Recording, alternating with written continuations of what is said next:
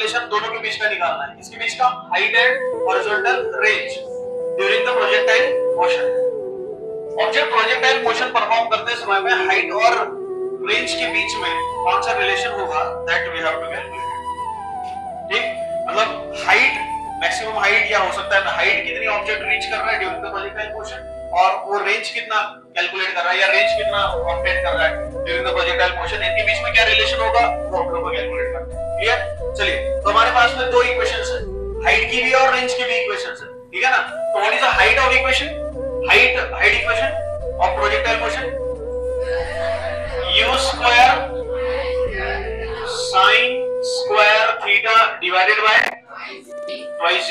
सो ये एक इक्वेशन है हमारी, अरे एक इक्वेशन है ना, इसको मान के चलिए कि मैंने इक्वेशन नंबर 1 ले लिया क्योंकि मेरे को हाइट और रेंज की इक्वेशन बनानी है, मेरे को हाइट और रेंज के बीच में रिलेशन बनाना है।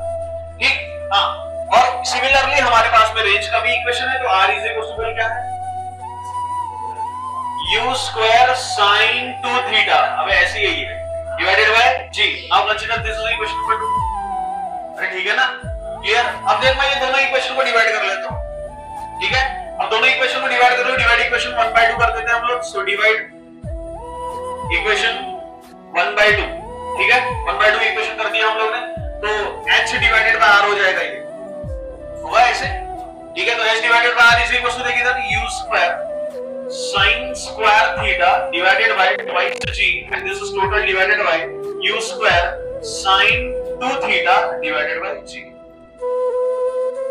क्लियर? हां, अब देखिए यहां से now this u square and u square get cancel, this g and g get cancel, तो बचा हुआ चीज लिख ले, ये 2 नीचे आ जाएगा, ठीक है। तो h डिवाइडेड बाय r, ठीक है, तो h divided by r is equal to देख क्या बचा, sin square theta divided by 2 sin 2 theta, ऐसे ही होगा क्योंकि g तो वैसे कैंसिल हो गया और u स्क्वायर कैंसिल हो गया, ठीक है। तो ये आ गया। अब sin 2 थीटा का फार्मूला मैंने बताया था, what is sin 2 theta? 2 sin theta into cos theta, ठीक है। फार्मूला क्या है sin 2 थीटा का? sin 2 theta is equal to 2 into sin theta into, ये होता है फार्मूला, ठीक है ना। चलते कब इधर है, again h divided by r is equal to sin square theta, तो मैं sin स्क्वायर थीटा को sin theta into sin theta लिख देता हूं, चलेगा मेरे, ठीक है। sin स्क्वायर थीटा है ना, sin theta into sin theta कर दिया, और ये 2 जैसे के वैसे, ये पहले और फिर से sin 2 थीटा, तो sin 2 थीटा फिर से क्या होता है 2 sin theta into cos theta, तो फिर से यहां पे क्या आ गया 2 sin theta into cos theta, ठीक है।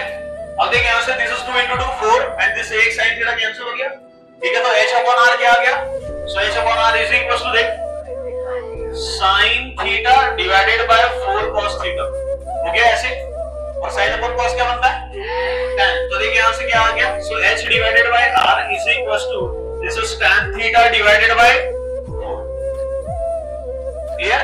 हां, अब अगर 4 इधर आ जाएगा तो h के साथ में आ जाएगा, ठीक है। तो इक्वेशन बनेगी तेरी tan थीटा की, तो tan थीटा कितना आ गया रे 4h डिवाइडेड बाय r, कितना आ गया 4h डिवाइडेड बाय, तो यहां से मैं और एक इक्वेशन बना सकता हूं कि भैया थीटा इज इक्वल टू आ गया, तो थीटा इज इक्वल टू क्या हो जाएगा tan inverse of this is 4h divided by r।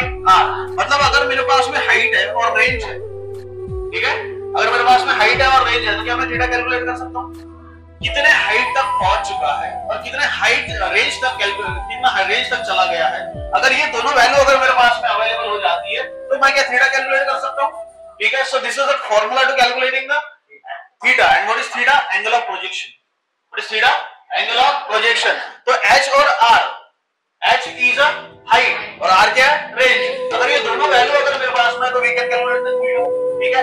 अब फिर से यही इक्वेशन को मैं दोबारा लेता हूं, तो यहां tan theta is equal to वही है ना, this is 4h divided by r, 4h divided by r। अगर मान के चलो मैक्सिमम हाइट के लिए, सॉरी मैक्सिमम रेंज के लिए थीटा कितना पुट करते हैं हम लोग 45, थीटा कितना पुट करते हैं, ठीक है।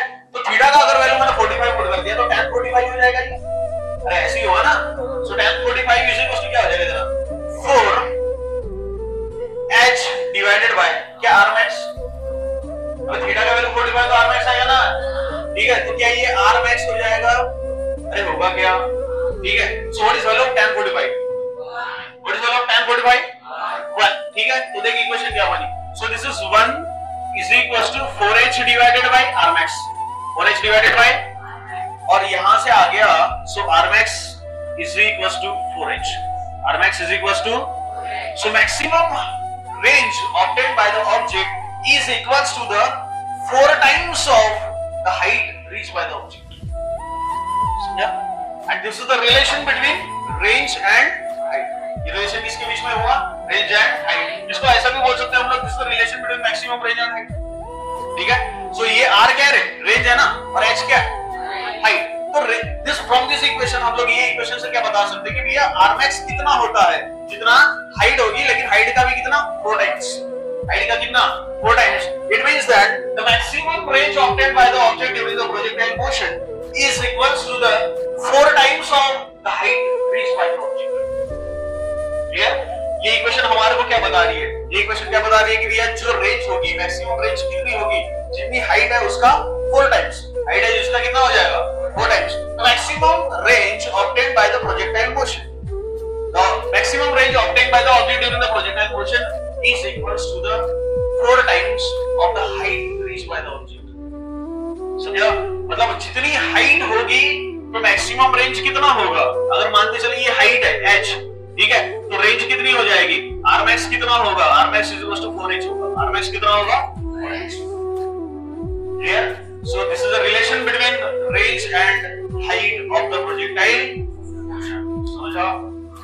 समझा क्या? बहुत सिंपल सा है, देख लो इसको फटाफट।